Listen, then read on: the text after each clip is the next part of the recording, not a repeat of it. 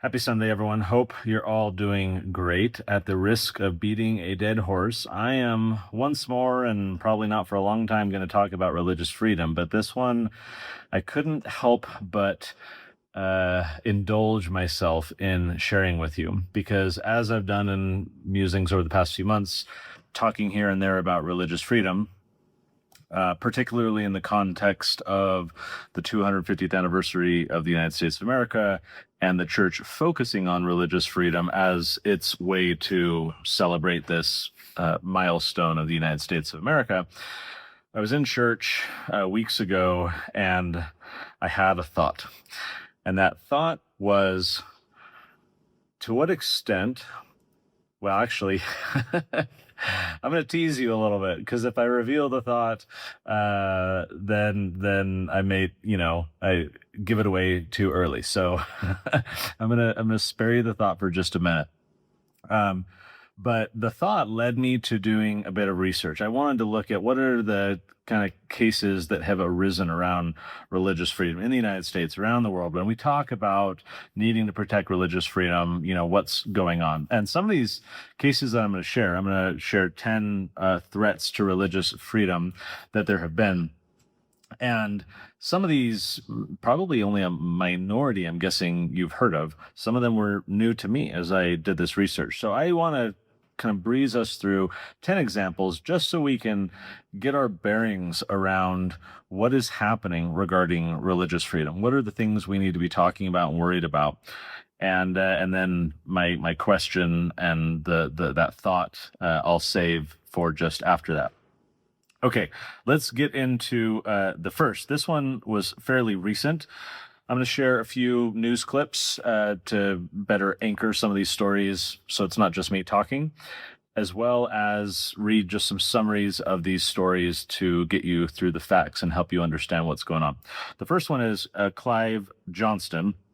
This was a 78-year-old retired pastor who was recently convicted and fined for preaching a gospel sermon near a hospital in Northern Ireland.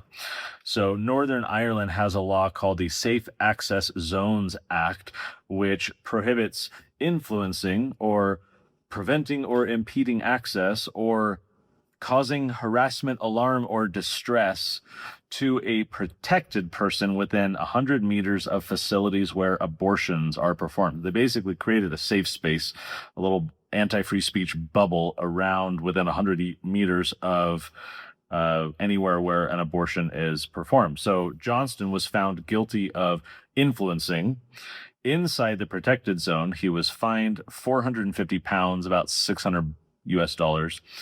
And he may be the first person prosecuted, the first person prosecuted under the law for preaching a sermon that didn't even mention abortion, by the way. Let's watch a little video clip.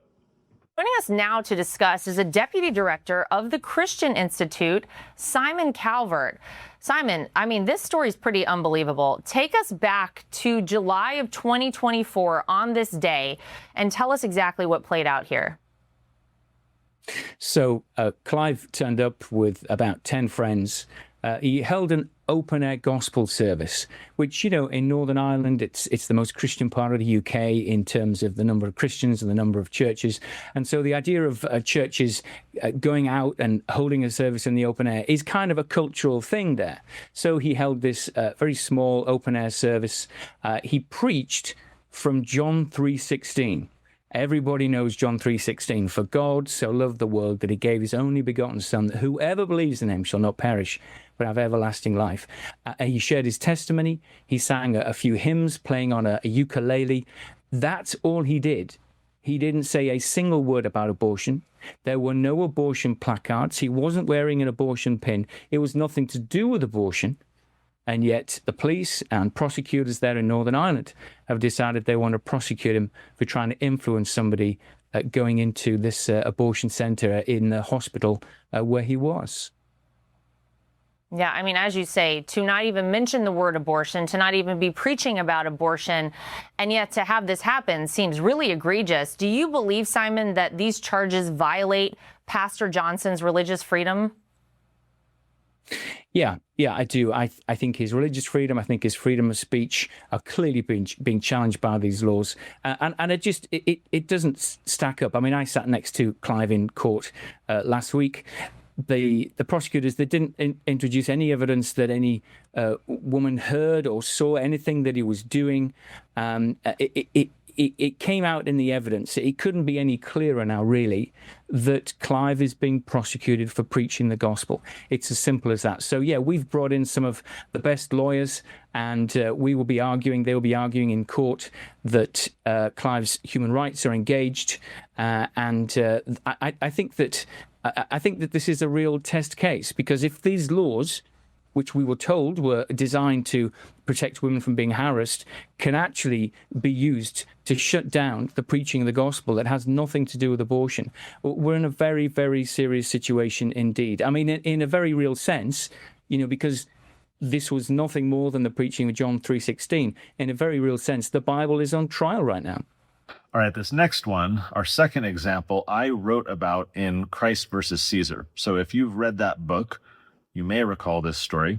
If you haven't read that book, you can go to Amazon or go to socialharmony.org and pick up a copy. And you should, because it's a special book. I put a lot of effort into that one. So that's in Christ versus Caesar. This is the story of Bishop Vincenzo Guo Xijin. I'm sure I'm saying that wrong. He's a Catholic leader in China. He's faced years of persecution for refusing to join the government-controlled church. Here's some of the facts and details. China's Communist Party, of course, is officially atheist, but allows religious activity only inside government-approved organizations. So for Catholics, that means the Chinese Patriotic Catholic Association, which is a state-run church that answers to communist leaders rather than the Pope in Rome. So because many Catholics in China refuse to worship under communist control, there's kind of this underground church that stays loyal to the Vatican, and Bishop Guo was one of its leaders.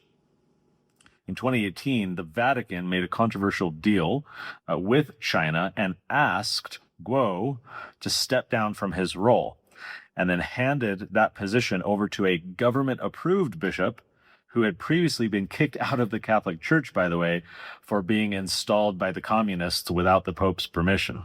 So this guy was kind of a government Catholic patsy. Catholics kick him out because he was adhering to the government.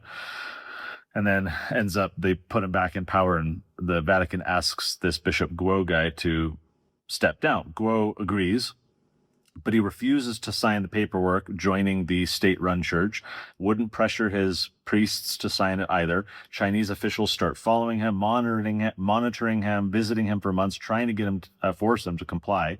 In a letter to the government, Guo wrote that he was, quote, willing to face persecution together with other priests, rather than abandon clergy who refused to sign.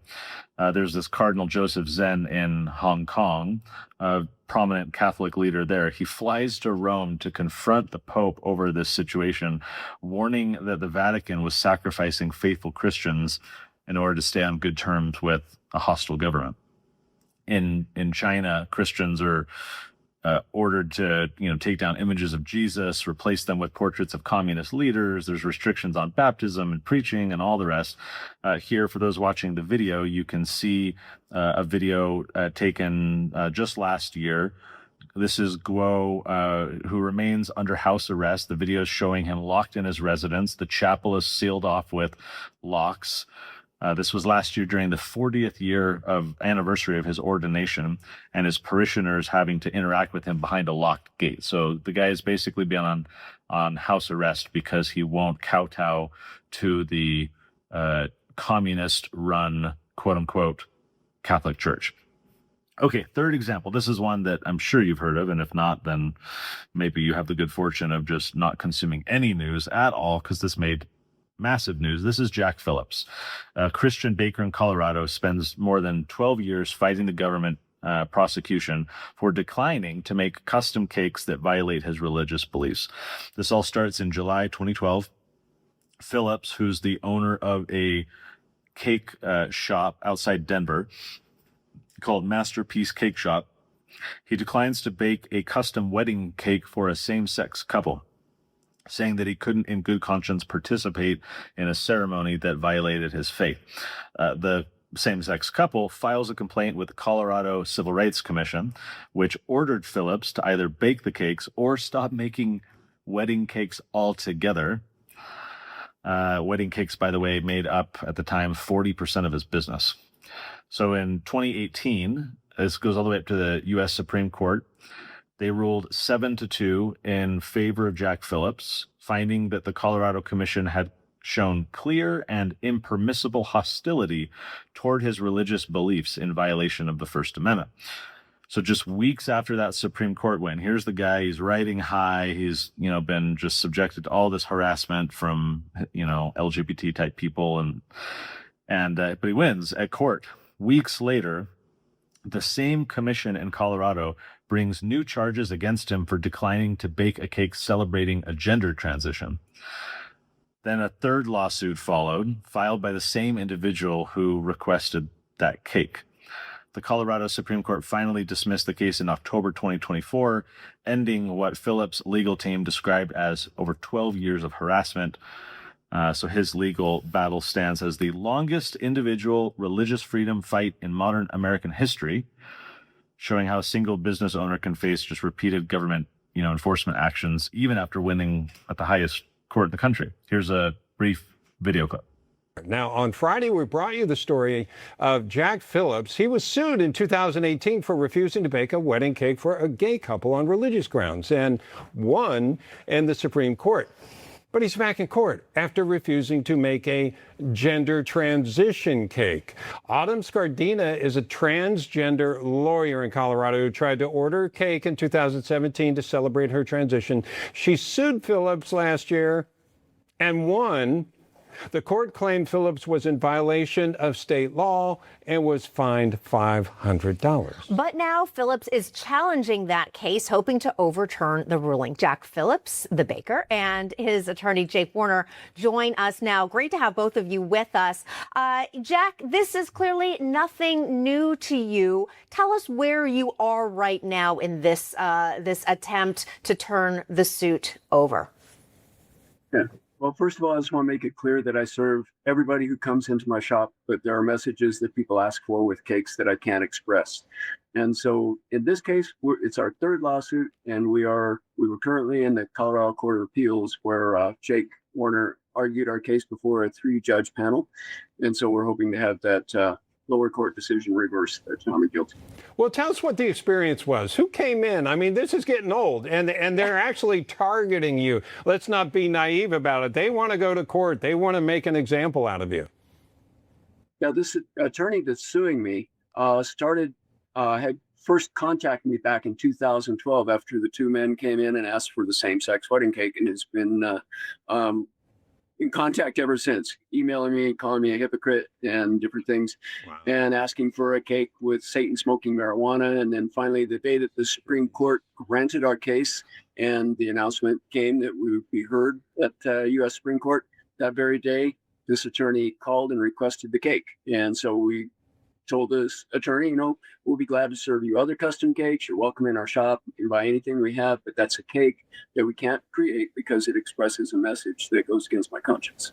All right, now we are going to Sweden for number 4 for an incident that happened kind of roughly around when my wife was serving a mission there, actually. I should ask her if she's heard of this story. Ake Agreen, I'm sure I'm mispronouncing that. In 2003, he was a Pentecostal pastor in Sweden. He became the first minister in his country's history to be convicted for the content of a sermon. So that summer, 2003, he's 63 years old. He preaches a sermon at his church in Borgholm, Sweden, in which he cites biblical verses condemning homosexuality, and he calls it a, quote, deep cancer tumor on all of society.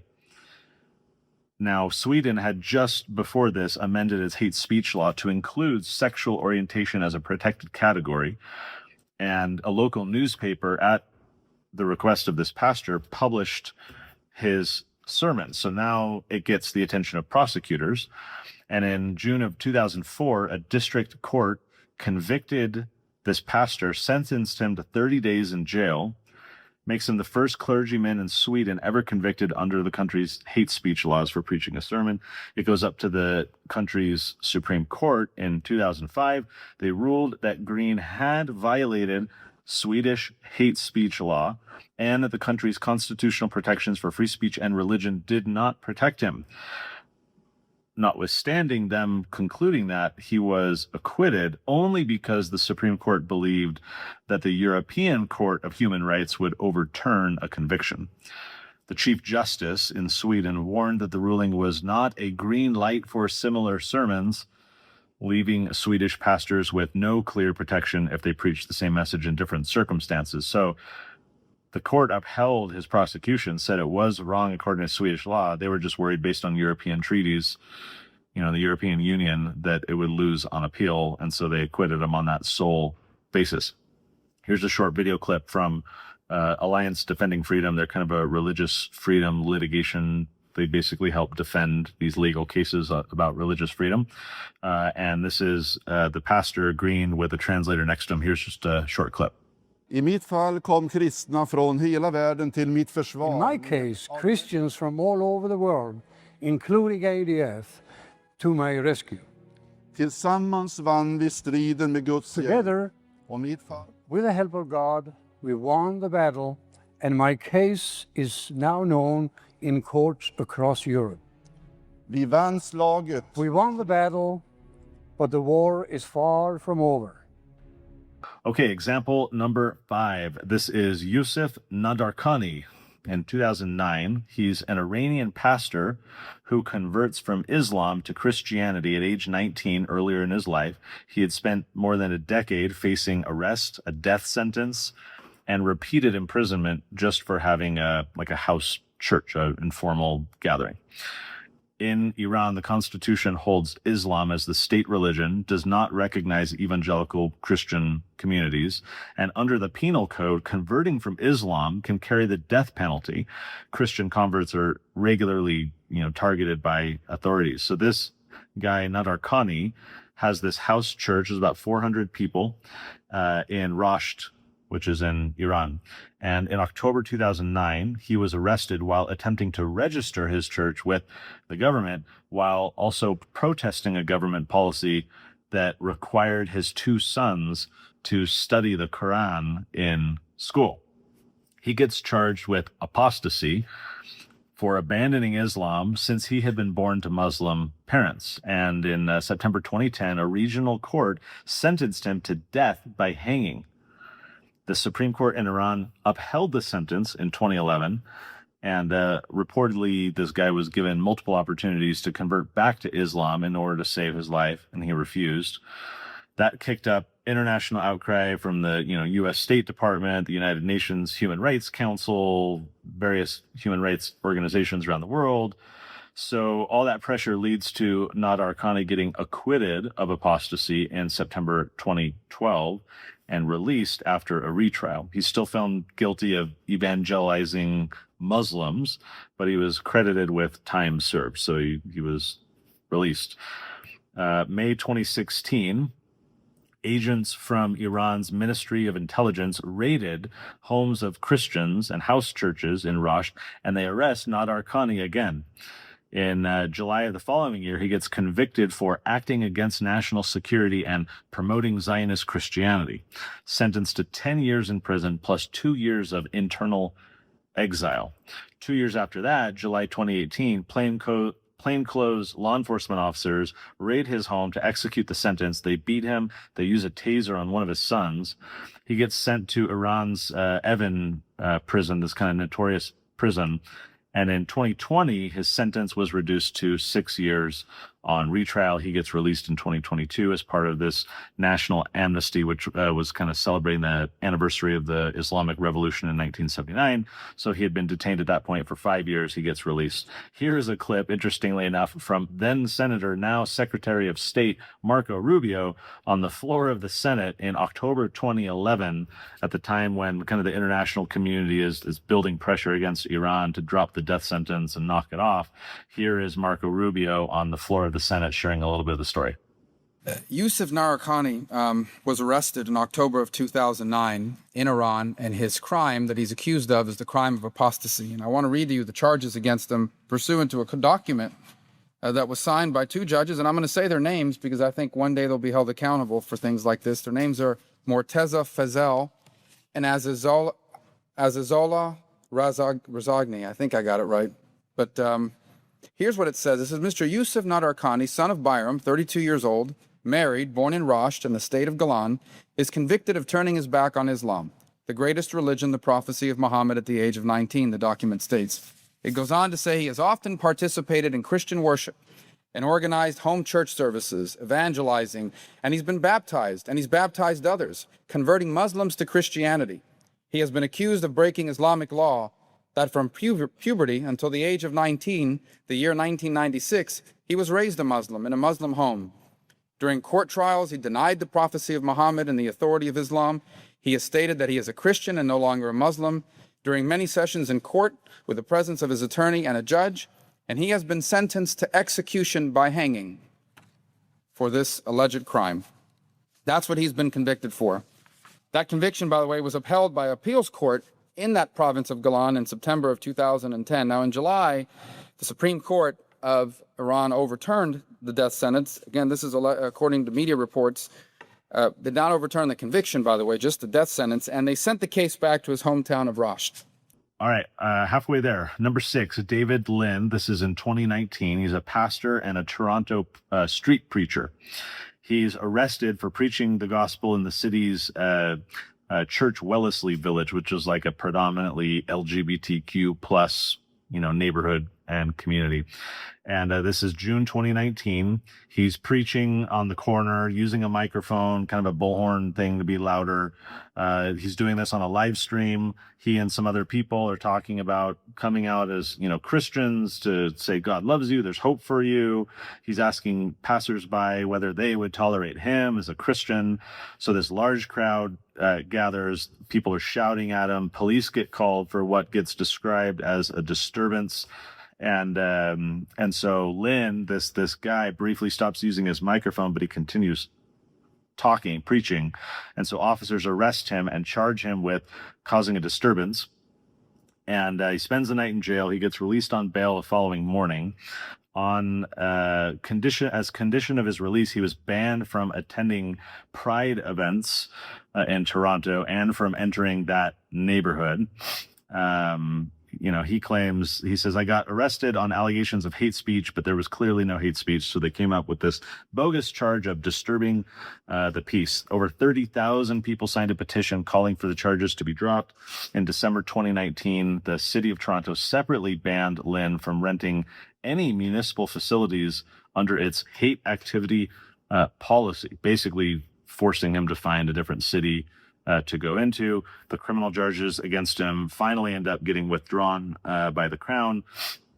And then he later did a civil lawsuit against the Toronto police for wrongful arrest. Here is a clip of when this arrest happened, a little news segment about it.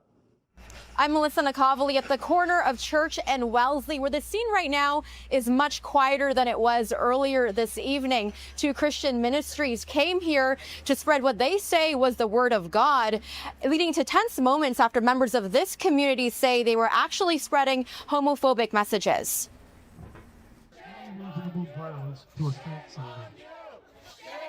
you! Shame on you! Every person has rights. Christians have rights.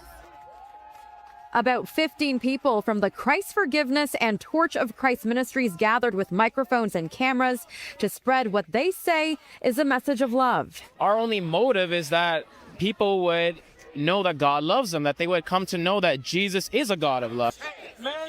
But many in the village say that wasn't the message they heard, claiming the group came here to bring tension to the community. It's 2019, come on, people. I'm all about respecting diversity. If you want to believe in God, whatever faith it is, Christian, Muslim, Jewish, whatever, that's okay. You don't need to force that on people. Emotions were high, leaving some in tears, crowds spilling out to the streets when an officer driving by took notice, prompting about a dozen cops to respond. Well, it is right now because see all these people around here? So you are literally right now. I'm not literally causing anything. No one told them to block the sidewalk. You are causing a disturbance. No, I'm not. One street preacher was arrested for causing a disturbance after officers say he did not comply with police. Okay, well, I'm being arrested. For what? What did I do? The difficulty becomes when that expression on loudspeaker and using screaming and insulting language results in people responding in a negative way. And unfortunately, at that point, as you can probably see, the safety of everybody can be put at risk. We believe that it's worth the persecution against us. We believe it's worth the arrest. All right. The truth is always going to be a very difficult, complex subject. Now, this isn't the first time that this group has been out here. A similar incident occurred about a month ago, also leading to an arrest. Now, many I spoke with here tell me that they're disappointed that this happened during Pride Month, a time where it's supposed to be a celebration of inclusion. I just love that bit at the end. Oh, not during Pride Month. We're supposed to be inclusive this month. Get away with your Christian shenanigans. Be gone with you. Number 7, Elaine Huguenin, something like that. This is 2006. She's a Christian wedding photographer in New Mexico. She spends 8 years fighting a discrimination complaint after she declined to photograph a same-sex commitment ceremony in New Mexico. So in September 2006, this lady contacts Elaine Photography in Albuquerque and asks if Elaine would photograph her commitment ceremony with her female partner. Elaine, this is before Obergefell Supreme Court case, and same-sex marriage gets foisted on every state. So it's not legal at the time in New Mexico.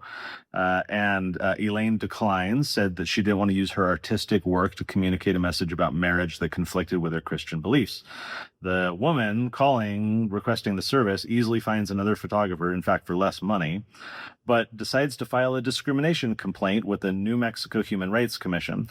There's a one-day trial in April 2008. After which the commission finds Elaine Photography guilty of sexual orientation discrimination under the state's Human Rights Act and orders the Huguenins to pay over $6,000 in attorney fees. The Huguenins appeal.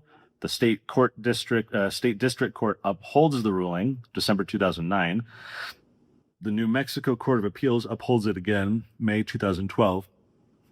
August 2013, the New Mexico Supreme Court unanimously rules against Elaine Photography, holding that refusing to photograph a same-sex ceremony was the legal equivalent of refusing to photograph an interracial wedding. The court rejects both her free speech defense and her free exercise defense under the First Amendment and the New Mexico Religious Freedom Restoration Act. So she's explicitly trying to argue this is a religious freedom and free speech issue, and the court says, we disagree. In a concurring opinion, one justice famously wrote that violating their religious beliefs was the price of citizenship that the Huguenins had to pay. April 2014, the U.S. Supreme Court declines to hear the case, thus letting the state ruling stand against the photographer. Here's a video clip about when the Supreme Court declined to hear the case. Albuquerque photographer says a recent U.S. Supreme Court decision is a dark time. Today, the country's highest court announced it will not hear the Elaine Photography case involving a same-sex couple turned away because of their sexual orientation. Action 7 reporter Regina Reese explains their concern. Well, Doug, the photographer's attorney says some small businesses are being forced to provide services that go against their religious values. But the woman's attorney calls it a bigger issue of discrimination. Today, the U.S. Supreme Court decided it would not get involved. In 2006, Albuquerque photographer Elaine Huguenin and her husband Jonathan said it was against their religious beliefs to take pictures of a lesbian commitment ceremony. The couple, Vanessa Willock and Misty Collinsworth, found another photographer.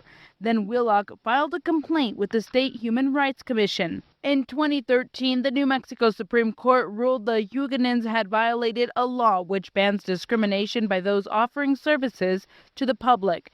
The photography couple appealed to the U.S. Supreme Court, but this week the High Court said it would not take up the case, a move the photography company's attorney calls sad and disappointing. When you've got hundreds of photographers that are willing to take the photographs the same-sex couple wanted, and in fact they got that done, there's no need for the government to strong-arm a photographer, anybody from that matter, into doing something against their deeply held beliefs. Willock is not commenting, but her attorney calls the decision a victory. One of the things that happens when businesses are allowed to discriminate is that certain types of people might be excluded altogether from access to goods and services. But the other thing that happens is that they're made to feel unwelcome and unsafe in the public marketplace.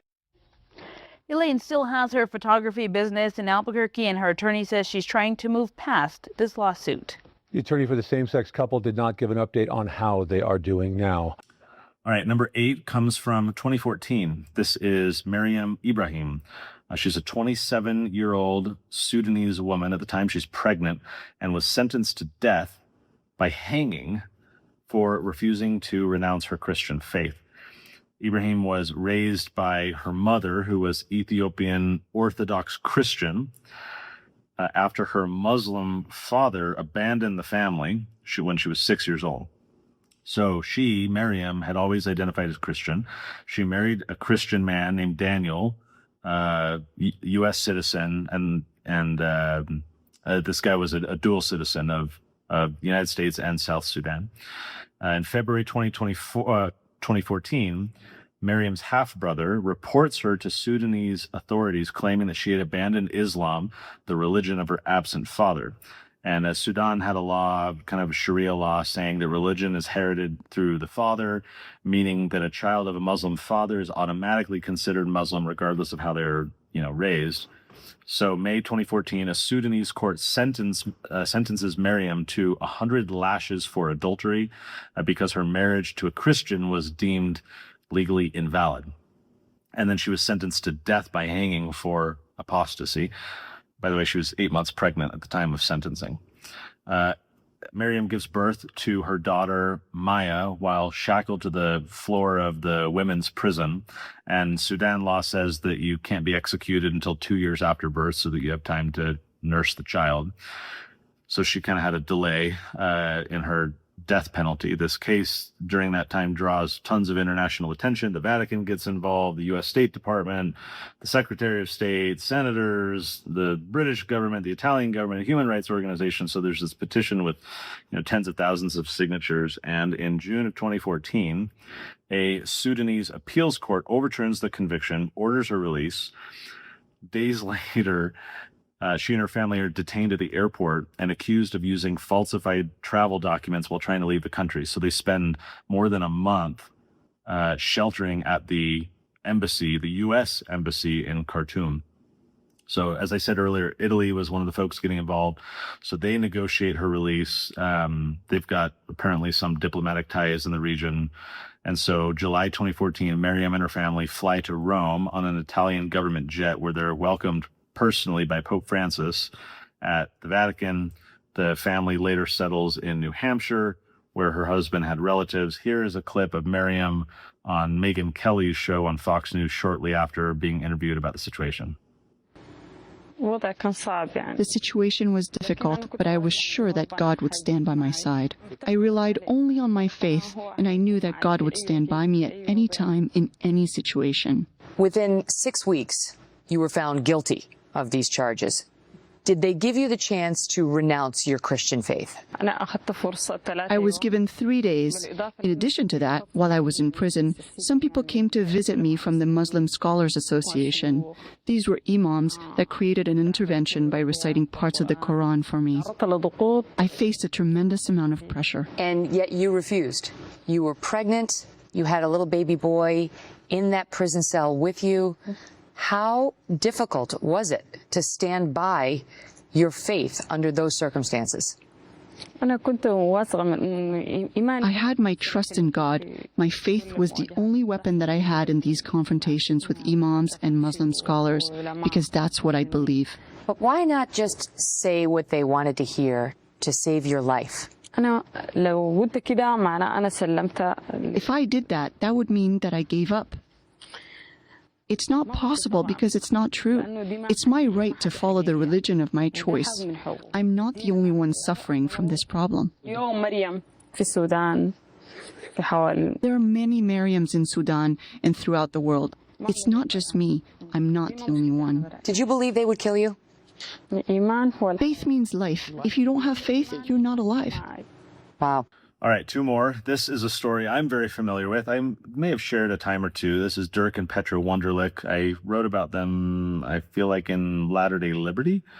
This is therefore a long-standing issue. The Wunderlichs are a devout Christian couple from Germany who had been fighting like a 15-plus year battle for educating their children in accordance with their faith. So, as you may know, Germany has banned homeschooling since like the early pre-Nazi days. Even it was one of the during the Weimar Republic era, and it was one of the first laws kind of reinstated and imposed by the Nazis.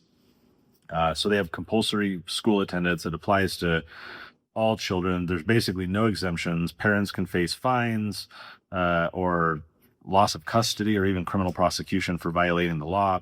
So the Wunderlichs are devout Christians, and they believe the scriptures command parents and not the state to direct the moral upbringing and the spiritual formation of their children. So they wanted to homeschool their kids and shield them from all the secular curriculum content, sex education, and stuff that they disagreed with religiously. When the Wunderlich's oldest child reached school age in 2005, they refused to register her for school.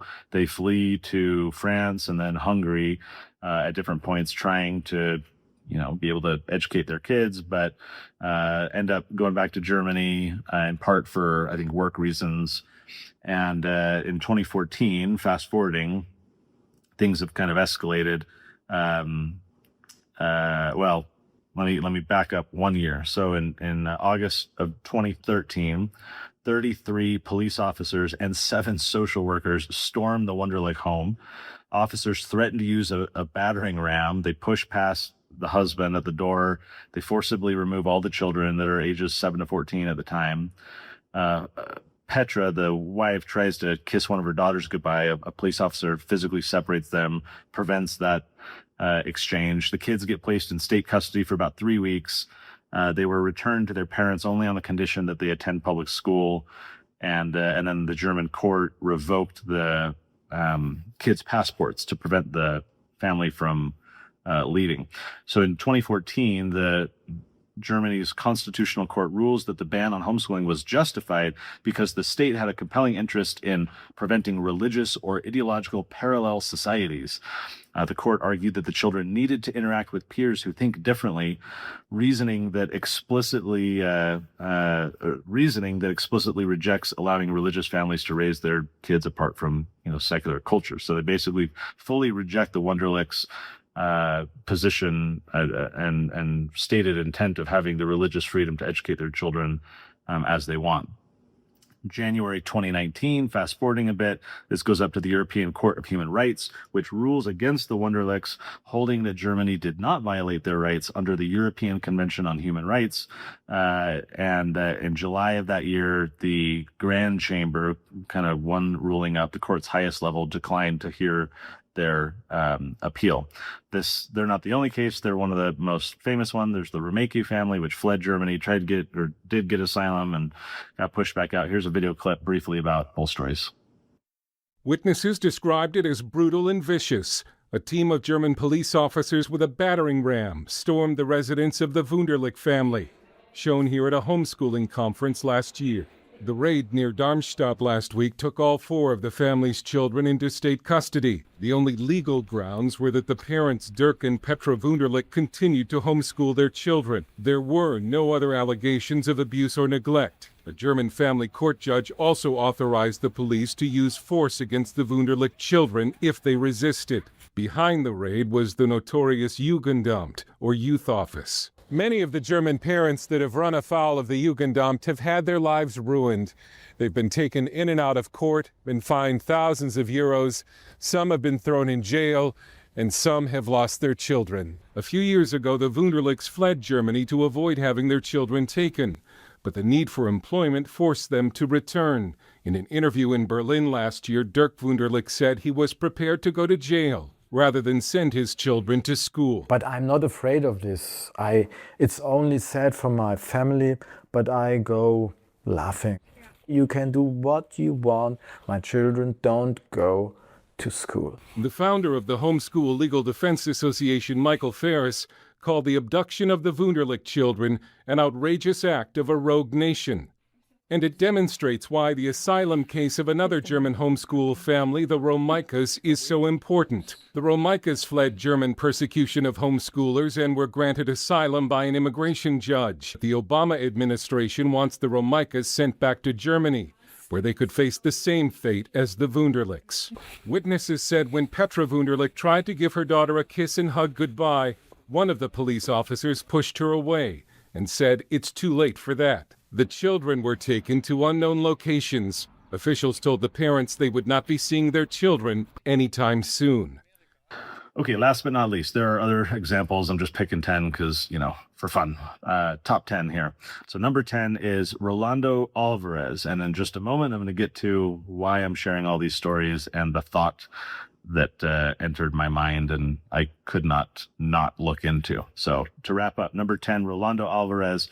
He was a bishop of the Catholic Church in Nicaragua and a prominent critic of authoritarian rule across Latin America, but in Nicaragua as well. He gets imprisoned for almost 2 years by the Ortega regime before then getting exiled to Vatican. So you've got Daniel Ortega. He's got the Sandinista government in Nicaragua, kind of an authoritarian mob boss in charge of the government.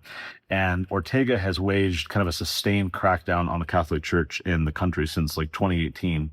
And Ortega's regime has closed Catholic media outlets, religious orders, schools, charities. They've expelled nuns and clergy.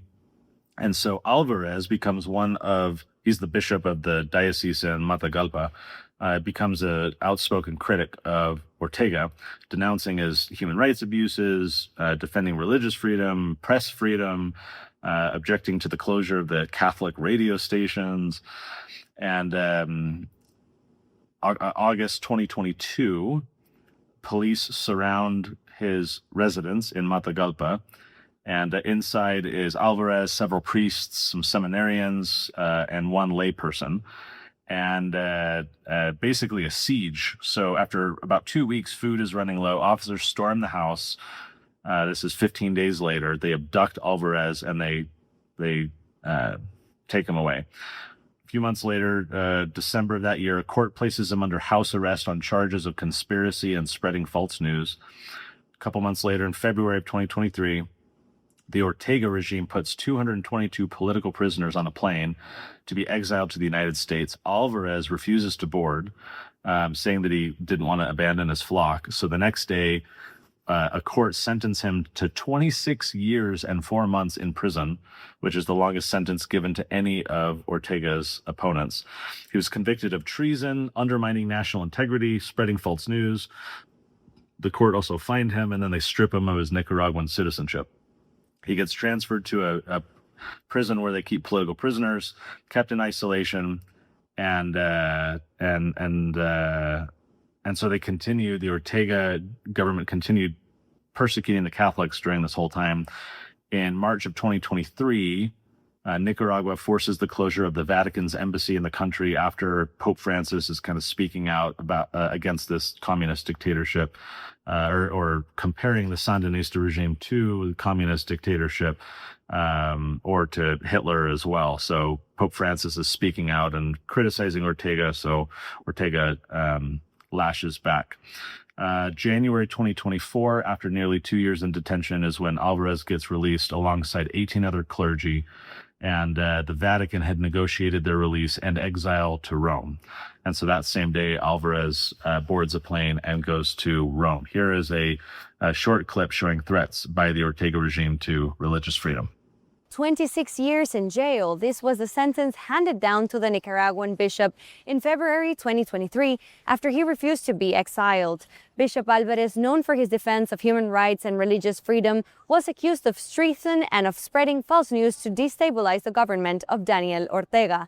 The Catholic Church in Nicaragua has been a target of many attacks. The expulsion of the Apostolic Nuncio in 2022, the dissolution of the Jesuit order, and the seizure of its assets, the confiscation of the major seminary of Matagalpa to halt priestly formation, and most recently, the confiscation of the Poor Clare sisters' property. In January 2024, 19 members of the Catholic Church of Nicaragua were sent to Rome, among them Monsignor Rolando Alvarez. All right, so we are through the top 10 examples in recent years and decades, top in just my own subjective estimation, in part based on just notoriety, how much press is being getting, international awareness, right? These were not just quiet little cases that no one had heard of.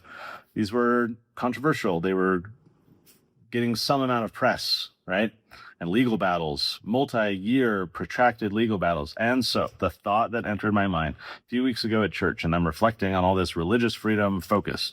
As I've shared before, my perspective on religious freedom is that it's myopic and that the church has misplaced its or poorly positioned its focus on this topic with this kind of higher level religious freedom, and instead should focus on the fundamentals, namely property rights, freedom of speech, freedom of association, because that has broad application beyond just this institutional religious sense. Longtime musing listeners well know how often I've spoken about that. If you're new to this, you want to go to sundaymusings.org and you can just type in religious freedom and you'll find past commentary. But the thought that entered my mind at church a few weeks ago was like, okay, the church talks a lot. The LDS, the Church of Jesus Christ of Latter-day Saints, talks a lot, its leaders do, about religious freedom. Surely then, there would be some type of involvement, outspokenness on one or more, if not most of these issues, right? Because if here are the examples where religious freedom is being threatened, then clearly a church that has prioritized this topic so emphatically, like again and again and again and again, surely, I'm being a bit facetious because my thought was to the contrary. I wasn't thinking, oh, surely the, church has done all these things. My thought was, I bet the church and all the big religious freedom threats and cases that have arisen around the world has not said or done anything. That was my thought. In part because I was aware of a lot of these cases and I don't recall any type of church statement or anything. So I dug in and I Googled and I Googled and I Googled and I did AI and I had Perplexity and Claude and all these things trying to look into these stories and sniff around. Can we find anything? And what these stories all have in common, all of these top 10 that I shared with you, is that the church newsroom was completely silent. Church leaders were completely silent. There was no funding being provided to support their legal defense. There were no resources being allocated. Church members were not being made aware of them, to invite them to fast and pray, because here we are for the 250th anniversary, and hey, everyone should, fast and pray for religious freedom. So surely, again, not surely, my thought was the opposite. Silence.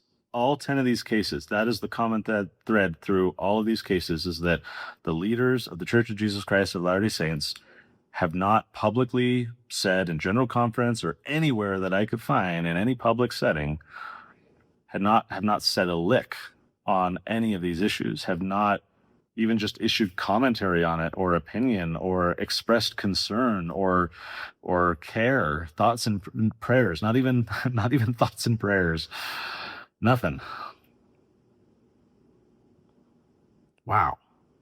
Now, there is one minor exception, and that is the Jack Phillips case, the Masterpiece Cake Shop situation that gets up to the Supreme Court, right? And when the case is before the Supreme Court, there was an amicus brief filed by Curtin McConkie, the church's chosen PR firm or legal firm, to which the Church of Jesus Christ of Latter-day Saints was one of several parties. Now, there are a few other parties that signed on to that amicus brief. The Lutheran Church Missouri Synod, I don't know how to say that, Islam and Religious Freedom Action Team, and the Religious Freedom Institute. I know nothing about those three institutions. Therefore, my ignorant theory, not having looked into it in preparation for what I'm about to say, is that these institutions were just invited to sign on because the LDS Church did not want to be the sole party to the amicus brief. And I theorize about that based on my personal experience, which I've shared before with Prop 2 in Utah, when the church was fighting against our medical marijuana initiative, and then we later compromised, and then we're in the Capitol Gold Room, and the governor's there, and the legislative leaders, and the Jack Gerard from the 70s is there, and I'm sitting next to some like Episcopalian priest or some other denomination who had literally nothing to do with anything. He had never been involved, never been in a single one of our many meetings. It was always us and the church's government affairs guy, who was the former Speaker of the House. And it was always us and the LDS Church. And they were the ones opining on it. They were the ones orchestrating during the anyways, I won't go down that rabbit hole. But basically, the LDS Church was kind of masterminding this coalition of opposition to our initiative. It was the church all the way, 100% only the church. And then lo and behold, they've got this guy sitting next to me for the sole purpose of crafting an image that would make it look like this wasn't just the church puppeteering the legislature. He was there for image purposes only. So based on that anecdotal experience, and there are other experiences I'm aware of where the church will rope in other churches for this kind of multi-faith thing.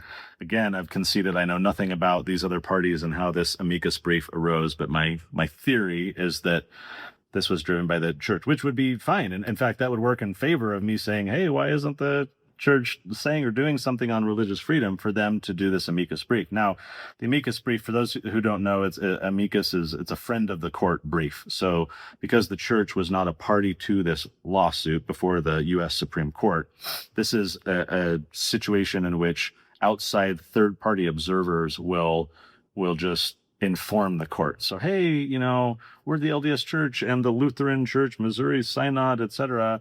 And from our perspective, as churches, we care about this issue because we believe marriage is between a man and a woman, and therefore we should be able to live out blah, blah, blah, blah, blah. So it's just a way to empower the court with more information. So different groups can all submit these, and the LDS Church, as well as these other ones, did. And there's nothing in the only mention about anything LDS related is a brief mention to the proclamation of family. The family, a proclamation of the world. That's just this quick little reference. Other than that, it's just kind of legal argumentation for a few dozen pages. I say that is a minor exception because, again, I couldn't really find any commentary, church leaders raising attention, making members aware of it. It was just this quiet, strategic legal thing being done largely behind the scenes. So across all these examples, there's no encouragement by church leaders for individual support. There's no attention being drawn to them. There's no preaching. There's no spotlight. There's no, hey, let's join the Vatican. The Vatican's kind of getting involved in a few of these cases, and there's none of that. Nothing. Some concluding thoughts. I've shared before the journal entry from Joseph Smith. This is July 1843, where he says, if it has been demonstrated that I've been willing to die for a Mormon, I am bold to declare before heaven that I am just as ready to die in defending the rights of a Presbyterian, a Baptist, or a good man of any denomination, for the same principle which would trample upon the rights of the Latter-day Saints would trample upon the rights of the Roman Catholics or of any other denomination which may be unpopular and too weak to defend themselves.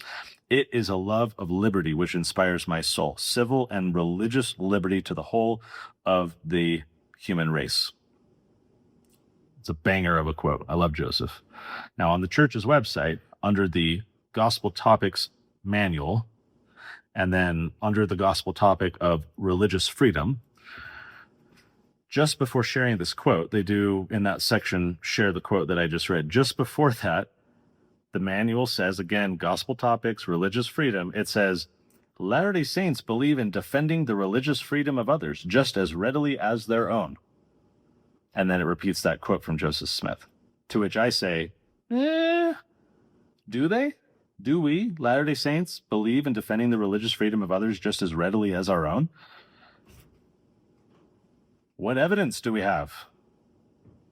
That's a claim. I know Joseph stated that about himself.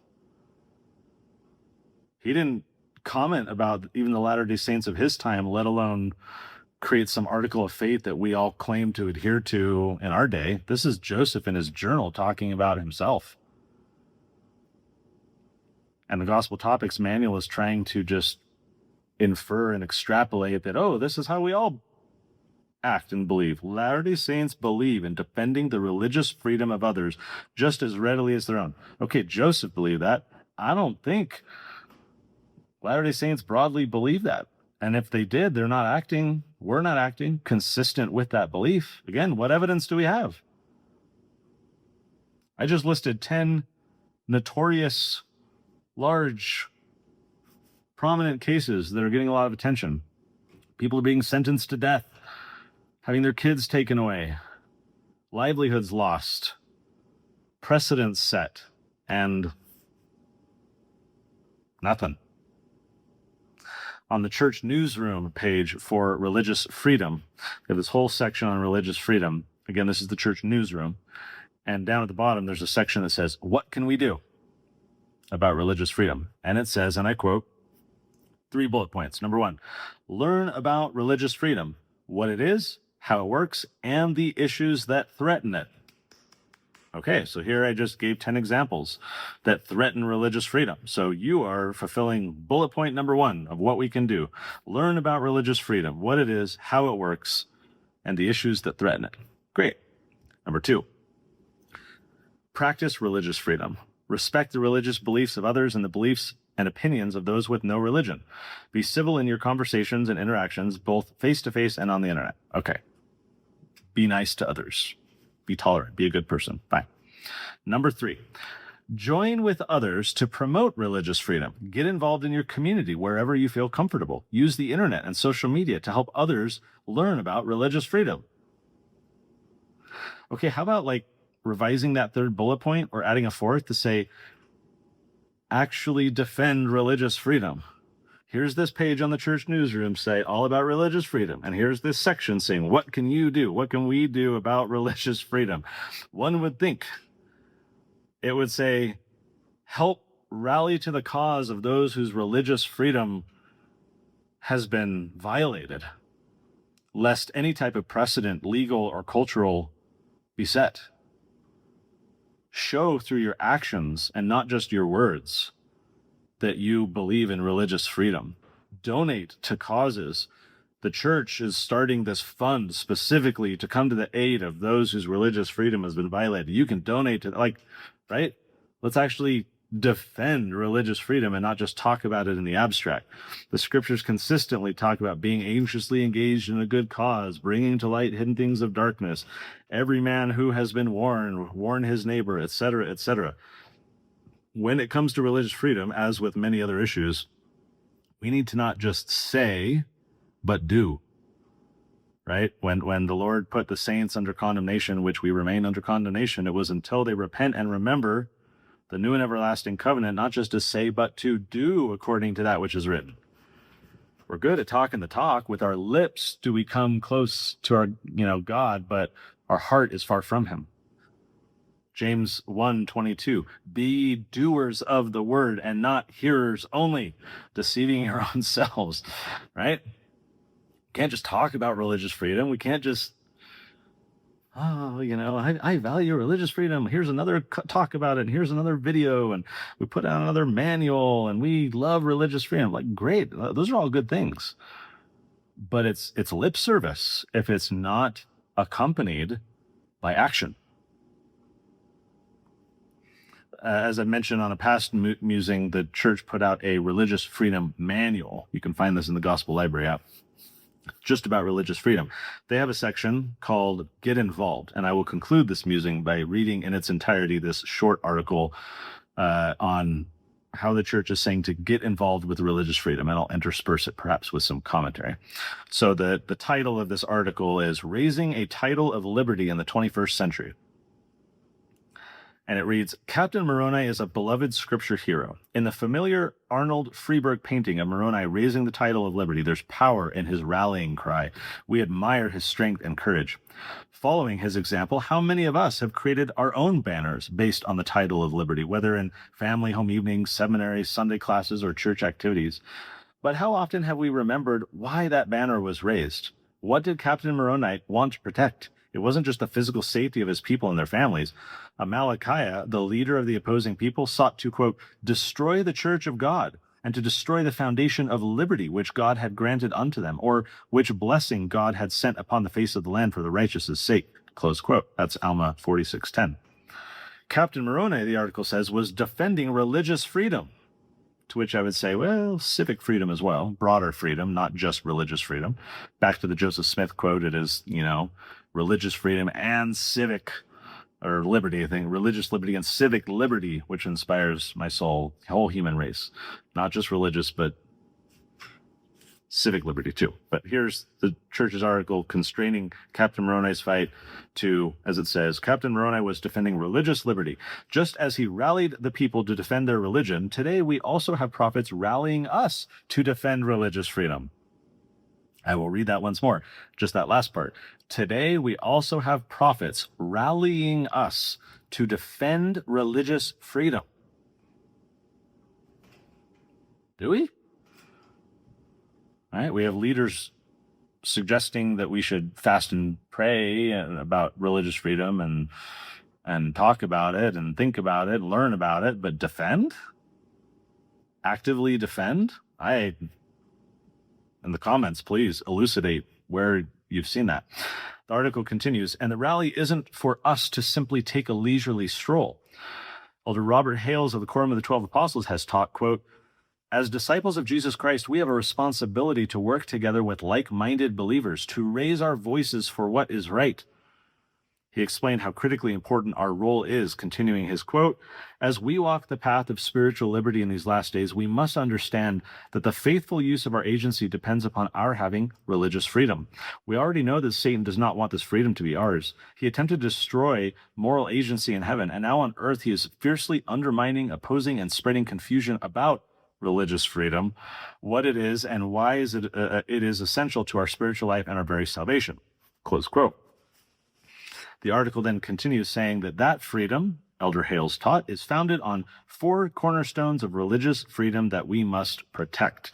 So here are 4 things that the article points to, all of them quotes from Elder Hales' same talk, that are the alleged 4 cornerstones of religious freedom that we must protect, that we must defend, that prophets are rallying us to defend. He says, number 1, the freedom to believe. He says, no one should be criticized, persecuted, or attacked by individuals or governments either for what he or she believes about God. Number 2, freedom to share our faith and our beliefs with others. As parents, full-time missionaries, and member missionaries, we rely on religious freedom in order to teach the Lord's doctrine in our families and throughout the world. Number 3, freedom to form a religious organization, a church, to worship peacefully with others. The 11th article of faith declares, we claim the privilege of worshiping Almighty God according to the dictates of our own conscience, and allow all men the same privilege. Let them worship how, where, or what they may. Number 4, freedom to live our faith, free exercise of faith, not just in the home and chapel, but also in public places. Those are the 4 cornerstones of religious freedom according to Elder Hales, and the article then continues. All of these freedoms are guaranteed in the United States through the First Amendment, which states in part, Congress shall blah, blah, blah, First Amendment. Continuing, protecting religious freedom is important for not only members of the church, but for everyone. Remember what Joseph Smith said, and then it has that quote from Joseph's journal that I shared. That was great. Protecting religious freedom is important for not only members of the church, but for everyone.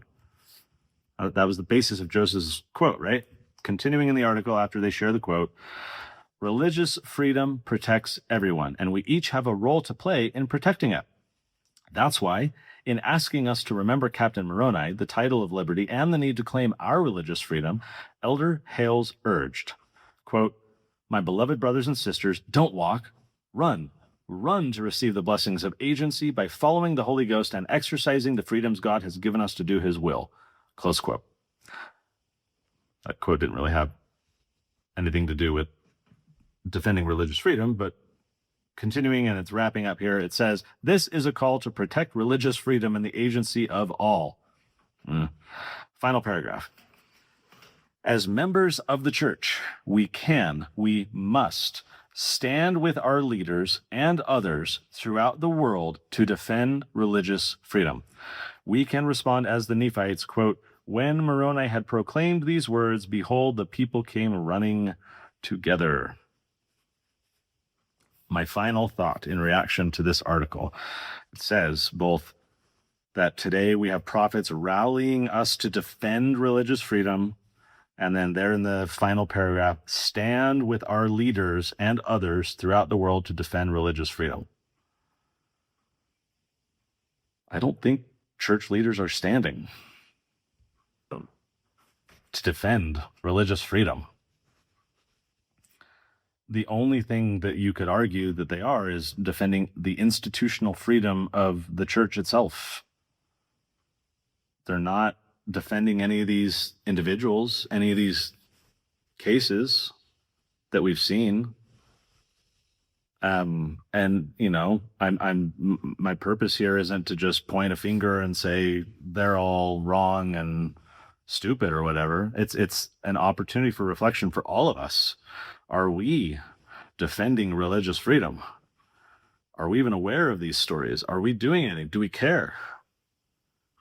You know, and not just religious liberty, but as Joseph said, civic liberty as well. Right? It is a love of liberty which inspires my soul. Civil and, I keep saying civic, civil and religious liberty to the whole of the human race. I believe Joseph believed that, but for the church's website to claim Latter-day Saints believe this, I just don't see the evidence. I don't see, it's like on the abortion issue. You see like Catholics and evangelicals, and they're kind of rallying and organizing and memorializing and donating, and it's a big focus. And then like Latter-day Saints are like, meh.